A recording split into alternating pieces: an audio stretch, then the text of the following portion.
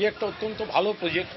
সেটি হচ্ছে একটি এমন বিপর্যস্ত আবাসন, অত্যন্ত বিপজ্জনক, এবং সেই জায়গাটায় প্রাকৃতিক বিপর্যয় দুর্ঘটনা ঘটে যেত, অ্যাটাচ বাথ নয়, নানা রকম সমস্যা। তো সেখানে সরকারি উদ্যোগ ছিল কেএমডি এর প্রজেক্ট, ওটা কর্পোরেশনও না, ব্যক্তিগতও না। ফলে ঘরের বদলে ঘর, অ্যাটাচ বাথ, সুস্থ পরিবেশ। এখন কেএমডি এ দুটো টাওয়ার করে ফেলেছেন, কিছু লোককে চাবি হ্যান্ডওভার ঘরে ঢুকে গেছে, বাকিটা বিলম্ব হয়েছে। এই বিলম্বর জন্য বহু লোক যারা অস্থায়ী পুনর্বাসনে থাকছেন তাদের দেরি হয়েছে, তাদের কষ্ট হচ্ছে। আমিও এক্সিকিউটিভ ইঞ্জিনিয়ারকে ফোন করেছিলাম কেএমডি যে আপনাদের স্লো কাজের জন্য গালাগালি খাচ্ছি বসে বসে। তো ওনারা বলেছেন আসবেন, আমি নিজে এলাকায় হেঁটে ঘুরে বেড়াই, পাড়ার ক্লাবে বসে থাকি, সবাই দেখা করতে পারেন, কোনো সমস্যা নেই।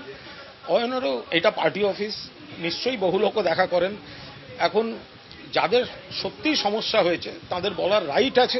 আমাদের 2025-এর মধ্যে বলেছিল কমপ্লিট করে দেওয়া হবে, কিন্তু হ্যাঁ বলেছিল আমাদের 2025 পুরো কমপ্লিট করে দেওয়া হবে, কিন্তু ওনারা কমপ্লিট করেনি। আজ আমরা ছোট বাচ্চা, ক্যান্সার পেশেন্ট, প্লাস এদেরকে নিয়ে আমরা ভুক্তভোগী। আমরা টিনের ঘরে এত কষ্ট পাচ্ছি, এমনকি জল খুবই অসুবিধা হচ্ছে। ইনফ্যাক্ট আমাদের যে কাউন্সিলর অয়ন চক্রবর্তী, উনি আমাদেরকে এই প্রবলেমে রেখে উনি কি করতে আজ দার্জিলিং এ ঘুরতে যায়। আর যখন ওনার পিএকে বলছে, ওনার পিএরা কোনো কথা বলছে না, বলছে আমরা জানি না।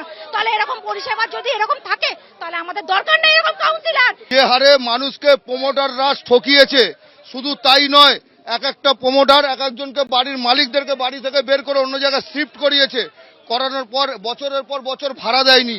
যে ঘর থেকে বেরিয়ে গেছে তার ঘর দখল হয়ে গেছে, দলে দলে লোক আসছে, এক এক করে নাম বললে এখানে এখন বললে অনেক ভোর হয়ে যাবে। কিন্তু কি বলবো, এরকম চোর কত দিন ধরে পার্টি অফিসটা বন্ধ ছিল, আজ দেখছি পার্টি অফিসটা খুলেছে, মানুষের জনরোষ আসিরে পড়েছে ওখানে, তাই কুণাল ঘোষকে ঘিরেছিল।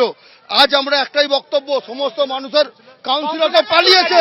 এই যে কাউন্সিলরের পিএ সোমনাথ আছে, একটা পাড়ায় কোনো কাজ করতে হলে ও তোলাবাজি করতে যায়। অয়ন চক্রবর্তী মহাশয় ভোটের আগে গিয়ে প্রত্যেককে গিয়ে প্রতিশ্রুতি দিয়ে এসেছিল যে ভোট শেষ হলে সবাইকে বাড়ি দেওয়া হবে। যখন কুণাল ঘোষ মহাশয় গেছিলেন, ওনার যে গুন্ডা বাহিনীরা সাধারণ মানুষের কথা চেপে রেখে দিয়েছে, ওনাকে কিছু বলতে দেয়নি আমাদেরকে।